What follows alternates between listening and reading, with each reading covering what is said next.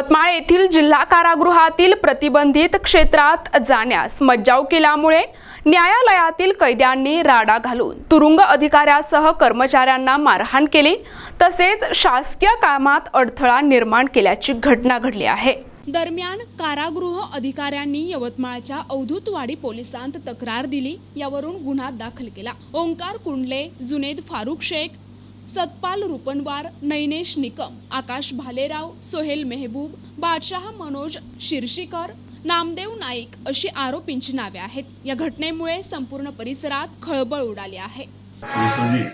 सकाळी 10:30 वाजेच्या सुमारास शासकीय कारागृह यवतमाळ यामध्ये कर्मचारी सूरज देवीदास मसराम जेल पोलीस हे आपले शासकीय काम करत होते आणि बंदींना प्रतिबंधित क्षेत्रात जाऊ नका असा अटकाव करत होते। त्याचा राग मनात धरून ओंकार गजानन कुंडले आणि त्याचे इतर साथीदार असे 8 आरोपींनी त्यावर हमला केला।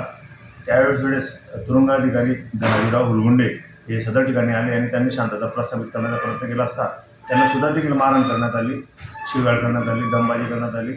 सदर प्रकरणी अवधूतवाडी पोलीस स्टेशनला हुलगुंडे तुरुंगाधिकारी यांनी दिलेल्या फिर्यादीवरून सरकारी नोकर हमला करणे, त्यानंतर गैरकायदेशीर मंडळी जमवणे, शासकीय कामात अडथळा आणणे अशा विविध कलमांमध्ये गुन्हे नोंद करण्यात आलेले आहेत। यामध्ये किती आरोपी आहेत? यामध्ये ओंकार गजानन कुंडले आणि त्याचे इतर 7 साथीदार असे एकूण 8 आरोपी आहेत। ते न्यायाधीन बंदी आहेत, त्यांच्या विरुद्ध गुन्हे दाखल करण्यात आलेले आहेत। NTV news Marathi, Yavatmal.